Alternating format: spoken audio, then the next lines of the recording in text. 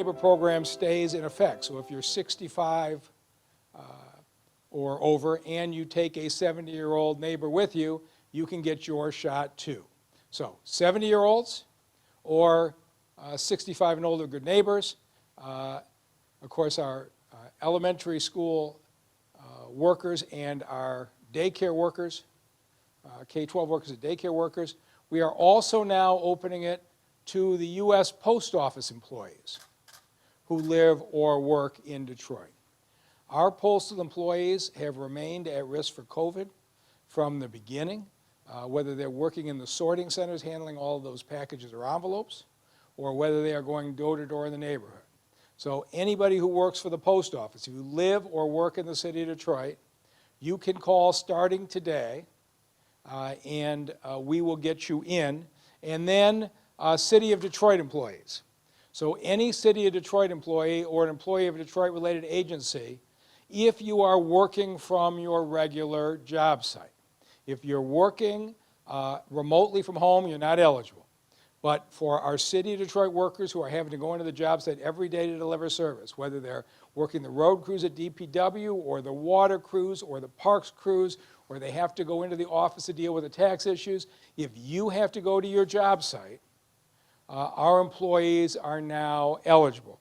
And so for all of them, the phone number is 313-230-0505.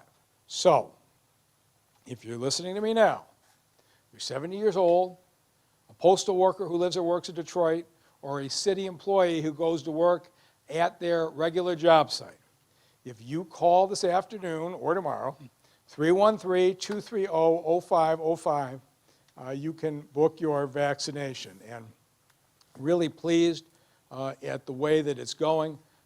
We went up to 600 people a day, and it's going very smoothly. Ran into 2 police officers downstairs as I came in who had just gotten their shots. And we are going to get our city back by dealing with this one vaccination at a time. And so that's where we're going to go. When we get through this next wave, we'll come back and we will lower the age group again, and we will open up more categories of essential workers. But right now, I'm just trying to manage this to the phone capacity. We've got 75 operators waiting from Rock Connections, and we're trying to do this in a way that doesn't completely overload the phones. But going down to age 70, adding the post office, adding the city employees, we think we'll be able to handle that, so we hope to be hearing from you. Until these vaccinations take effect, we have got to keep our small businesses going. And I am really pleased that the state of Michigan and the governor has just supported us with another $4 million in grants that will be available, loans and grants to small businesses operating in the city of Detroit. We're going to try to keep your cash flow going for a few more months until we can get back to business as usual. And with that, I'll turn it over to the head of the Detroit Economic Growth Corporation, Kevin Johnson, who can tell you this application period is going to open next week. You need to jump on this right now. We want to make sure every Detroit company gets every dollar they can. So Kevin Johnson is going to tell you who qualifies and how you apply. Thank you, Mayor. And let me jump right into it. So the governor's stimulus package, which was recently signed into law, allows for us to receive a $4 million for Detroit small businesses impacted by those in the mass gathering order to prevent and limited seating. We are, who's eligible? Who's eligible are businesses that have between 1 and 100 employees that can demonstrate a loss as a result of the mass gathering, the mask and gathering order. They will be eligible to apply. The grants will be up to $20,000, and they may be awarded to eligible businesses that have been temporarily closed. So you weren't able to open your doors, or $15,000 may be awarded for eligible businesses that have been partially closed or otherwise doing things like curbside services. So you're not able to open your dining room, but you're able to do curbside service. You're also eligible to receive an up to award of $15,000. $100,000. The grants may be used for things such as payroll, rent, mortgage payments, utility expenses, and other business-related costs associated with the operations of your business. As the mayor mentioned, the applications will open on Tuesday, January 19th, and the application goes live at 9 a.m. And the application period closes on Friday, January the 22nd at noon. You can find more information about how to apply at maybe 3 different websites. I'm sorry it has to be this many, but this is how we want to make sure every one of our platforms is covered.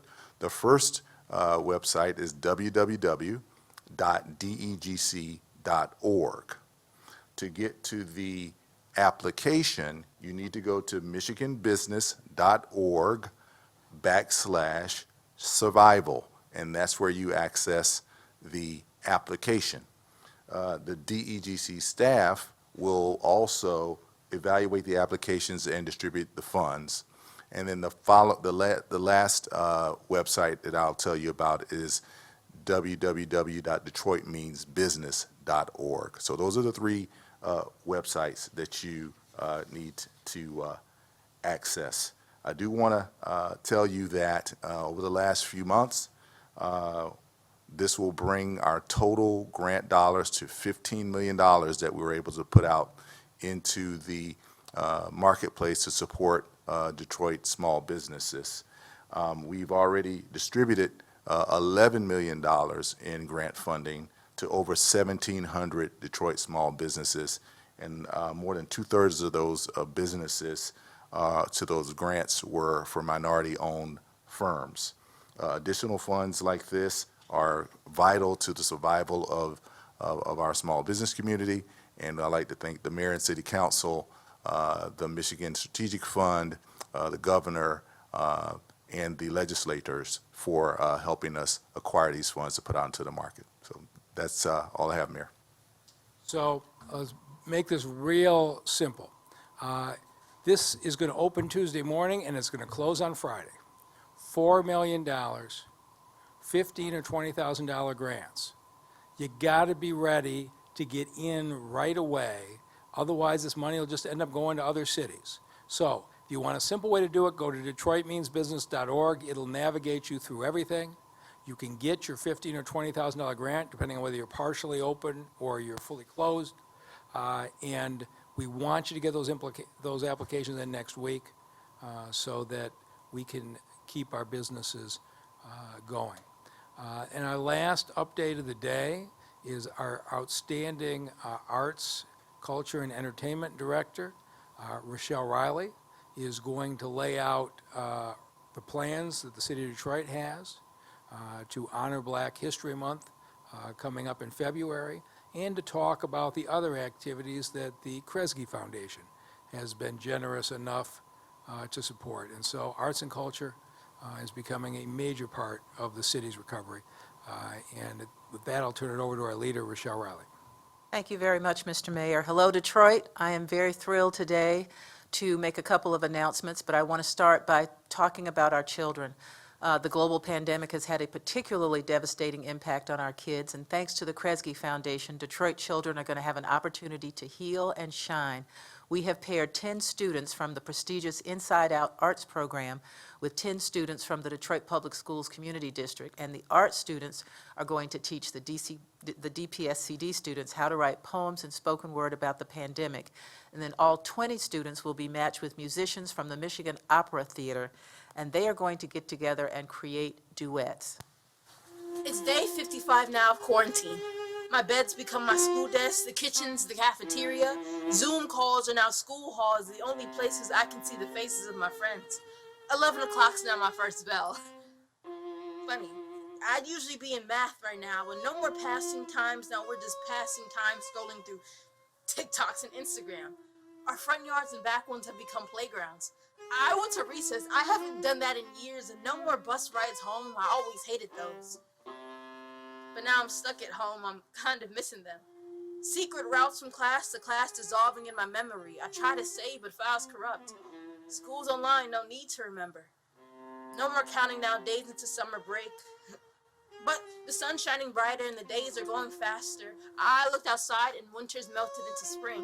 Fresh air is being filtered through this new trend, face masks. But that was then. This is now. Nothing's changed but time and perspective. It's day. Honestly, I lost count. We're still trying to find this new normal, but this isn't online school, it's school online. I don't think folks understand how hard this is. There's no more excitement to school, it's just silence. My Wi-Fi drops more than a beat on a rap song. Mais c'est la vie, tout doux vivre. At least I'm still doing good in French. We spent hours on end talking to a computer screen, then hours on end staring at a phone. School, homework, then free time. We get more blue light than sun. Car rides to the grocery store feel like field trips, an escape from these walls boxing us in. But I won't complain because I kind of like the freedom. The chance to sculpt my life as I wish. The stress hasn't dissipated, but I think I handle it better. There's more time to get to know me. I'm hypnotized by life itself. So now I'm living in this school days.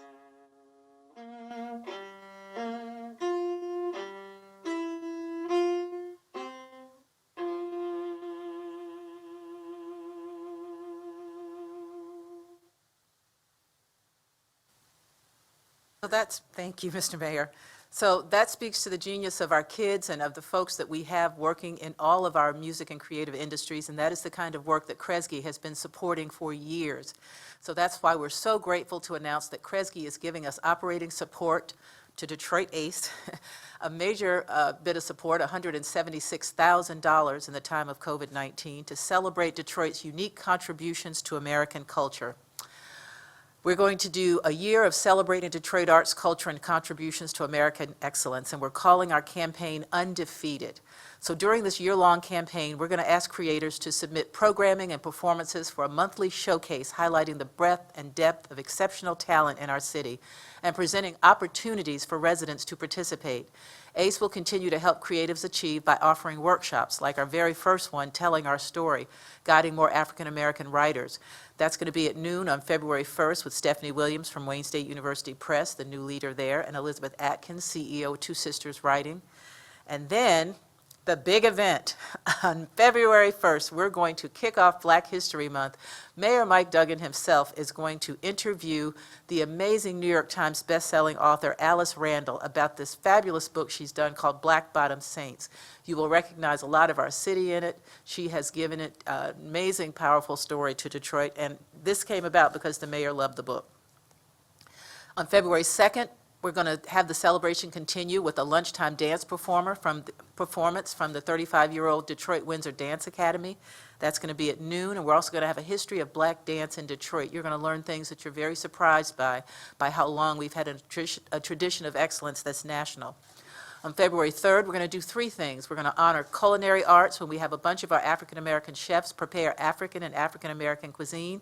That's at lunchtime. And then we're going to honor historic sites and treasures all over the city with a special film featuring tour guide Jamon Jordan at 6:30. And that evening, we're going to celebrate spoken word, poetry, and rap, and celebrate the late Detroit Poet Laureate Naomi Long Madgett. On February 4th, we're going to dive into jazz and its African-American origins and the arts. We're going to have an all-day virtual art exhibit where we're going to sell the paintings and sculptures and metalwork and photography and mural commissions of all these amazing artists that we have in Detroit. And we're going to have that happen on the 4th, but on the 5th, we're not going to leave out science, design, and architecture. You're going to learn about black architects that you didn't even know were major Detroit figures. And then that night, we're going to celebrate fashion. We have some amazing designers here as they try to build a fashion industry for the city, and that's going to be accompanied by blues, neo-soul, and R&B as only Detroit can do it. On February 6th, the celebration is going to continue with an all-day concert featuring the best hip-hop, techno, and rock. And that's going to be culminating in a comedy show featuring local comics, and I'm going to do a set. And then finally, on February 7th, we're going to complete the first week of Black History Month with a tribute to Detroit Classical, and gospel. So there will be 2 concerts, one at 2 and one at 3, both finished and done in time for the Super Bowl. But that's not all. Detroit A&E, which the mayor has allowed me to have, is what used to be Channel 22. But Channel 22 is going to be all about arts, culture, creativity, entertainment. And thanks to the Walker Miller Energy Services Company and Carla Walker Miller, we're going to start a new series of Detroit Black Heritage films. They're going to happen every night at 7 o'clock. We're talking about Oscar Micheaux and films from the 20s, 30s, 40s, and 50s. And I went too fast. We're also going to do street murals, because that's back to Kresge. They're not done, thanks to their generosity. We're going to have 3 more of those using the same plan that we did for the Lower Woodward Power to the People mural. It requires youth artists. The Detroit Black Heritage Film Series that I was talking about before is going to launch on Channel 22, which becomes Detroit A&E, and that's going to be 7 p.m. Monday through Friday. Sorry about those slides. And then finally, Kresge's support will allow Detroit ACE to hire a consultant to develop a sustainability plan. This city will never be without an Office of Arts and Culture ever again. We're going to fund free monthly business, digital, and branding training for artists. We're going to support a proliferation of public art across the city. Everything will happen in the neighborhoods. And we're going to support the creation of cultural and historic districts across the city as we move the way forward from the pandemic. So thanks to Kresge, the celebration will continue all year as we partner with organizations and artists to show that we still are the Paris of the Midwest. And if you want anything and you want to participate, you can go to DetroitArtsAndCulture.com, or you can call me at 313-720-1016. Yes, I said it. 313-720-1016. Thank you. You're going to do a stand-up comedy routine? That's all you heard, Mr. Oh, Out of all of that, all you heard was, I'm going to do some stand-up. And yes, I'm going to do a set. It's going to be remarkable. It's hard to imagine how we were functioning without Rochelle Riley driving this emphasis on arts and culture. It's changing this city, and we appreciate what you're doing. With that, we'll take any questions. Mayor, we have a few questions from reporters who are watching virtually today. First question is, do we have any estimated timing on when the age may be down to the state of 65? No, it is totally a function of the call center. And so today, they told me that they are getting people through. In fact, I was on a call this morning with a gentleman who's 77. He called on Monday, and he couldn't get through it all. He called on Tuesday and got in 10 minutes. And so it really is a function of what the call center can handle. So we're going to go down to age 70, and as soon as the call center says we've got it under control, we'll come back, we'll go to age 65, and there's several other categories of essential workers that are permitted by the governor's order. But I just don't want people to be sitting on hold for an hour or knocked out with busy signals. So we're trying to stage this in a way that we can be respectful of your time, but also start with our most vulnerable citizens, and we'll see how it goes. Okay. And Sarah Rahal from the Detroit News is wondering if, how many vaccines we've received so far at the city, and how many may be ordered or promised at this point. If Hakeem Berry were here, he would know, but he's overrunning the vaccination center right now. But we've probably received in the range of 8,000 or so. And we're putting in our request for next week. But the way this works is we don't know how many we're getting until the governor tells us on Monday. And the governor is at basically at the whims of the federal government. Now, a week from Monday, we're not going to be so concerned once Joe Biden is there. So we'll see. We're confident we can get through the ones that we scheduled for next week. But right now, our plan next week is to do 1,000 a day. But anybody who's seen the videos of the TCF Center, you can see we got a lot of garage space. We can definitely handle 3,000, 4,000, 5,000 vaccinations a day. We're just not going to book those until we know the supply's coming. So we don't know until Monday how many are coming in, but we're confident we can get through next week. Okay. And regarding the change in federal administration, President-elect Biden had announced a plan today, and wanted to see if you had any comments on that. Yeah. Jeff Zients, his point person, and called and consulted me on what we need, and they are on exactly the right track. They're going to get more vaccines out quicker. Right now, the city of Detroit is fronting the money to run that whole TCF center. I'm assuming somebody will reimburse us at some point, but I wanted to make sure that Detroiters got vaccinated as early as possible, so I didn't worry about the money. We just got the system up and running. But the president-elect is indicating there will be support for centers like ours, and I offered to Mr. Zients that anybody who wants to come to Detroit and see how we've set up the TCF Center for mass vaccination sites, we'll be glad to give technical advice to anybody in the country. And but they totally get it. It's going to get a lot better. I'm convinced very soon. Okay, one question for Kevin Johnson regarding the grant funding that you discussed. Will businesses that receive previous grants be eligible for this round as well? Absolutely, yes. Okay. Yes. All right, you got money before, go online and get some more. Okay, I think you have. Go ahead. Can you comment on what's going on with water prices with the Attorney General's office on charges? You know, in this country, you're presumed innocent until proven guilty. And the people who are charged today are entitled to that same presumption of innocence, and we'll see what happens in the course of the prosecution. All right, that's it for today. All right, Questions? thank you. Thank you.